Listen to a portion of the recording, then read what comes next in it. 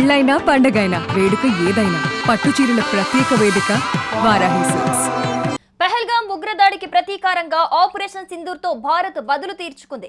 మే 7న పాక్ ఆక్రమిత కాశ్మీర్లోని దాదాపు 9 ఉగ్ర స్థావరాలపై మిసైళ్లతో విరుచుకుపడింది. అయితే ఈ దాడుల తర్వాత పాక్ కూడా ప్రతిదాడులకు యత్నించింది. ఈ క్రమంలో పంజాబ్లోని అమృత్సర్లోని స్వర్ణ దేవాలయాన్ని మిసైళ్లు, డ్రోన్లతో లక్ష్యంగా చేసుకుంది పాకిస్తాన్. దీంతో భారత ఆర్మీ సమర్థవంతంగా ఈ దాడులను తిప్పికొట్టింది.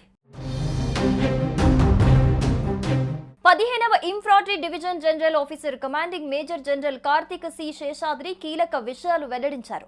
ఆపరేషన్ సింధూర్ తర్వాత అక్కసతో పంజాబ్లో అమృత్సర్లోని స్వర్ణ దేవాలయాన్ని లక్ష్యంగా చేసుకుందని major general Karthik C Seshendra వెల్లడించారు. వాటిని సమర్థవంతంగా తిప్పికొట్టామని తెలిపారు.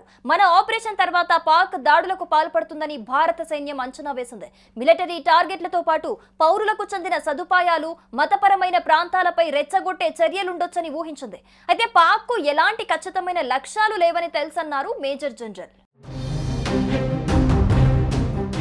ఇక గోల్డెన్ టెంపుల్ ని లక్ష్యంగా చేసుకునే అవకాశాలు కనిపించాయని మేజర్ జనరల్ వివరించారు. ముందుగానే ఊహించటంతో దానికి అదనపు రక్షణ కల్పించామన్నారు.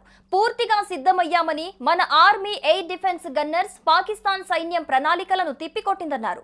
మన స్వర్ణ దేవాలయంపై ఒక్క గీత కూడా పడకుండా అన్ని డ్రోన్లు, క్షిపణులను కూల్చేశారని మేజర్ జనరల్ వెల్లడించారు. ఉగ్ర స్థావరాలపై భారత్ జరిపిన దాడులతో ఉక్కిరిబిక్కిరైన పాకిస్తాన్ మన దేశంలోని పలు ప్రాంతాలను లక్ష్యంగా చేసుకున్నట్లు మేజర్ జనరల్ చెప్పారు. సైనిక స్థావరాలు, నివాస ప్రాంతాలు, ప్రార్థనా మందిరాలను లక్ష్యంగా చేసుకుంటుందని భారత సైన్యం ముందుగానే ఊహించిందని తెలిపారు.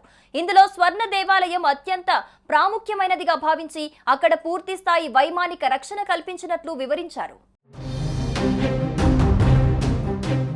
ఇక ఇదిలా ఉంటే ఆపరేషన్ సింధూర్ పేరుతో భారత సైన్యం పాక్లోని ఉగ్ర స్థావరాలపై విరుచుకుపడిన విషయం తెలిసిందే.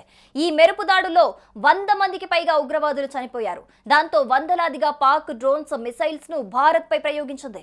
మన S-400 ఆకాశ తదితర మన గగనతల రక్షణ వ్యవస్థలు అత్యద్భుత రీతిలో వాటిని నేలమట్టం చేశాయి. వాటిని ఎక్కడికక్కడ కోల్చేశాయి. ఇక పాక్ డ్రోన్లు, మిసైళ్ల శకలాలు చెల్లా చెదురుగా పడిన వీడియోలు పెద్ద ఎత్తున సోషల్ మీడియాలో చక్కర్లు కొట్టాయి. అనంతరం ఇరు దేశాలు కాల్పుల విరమణ ప్రకటించాయి.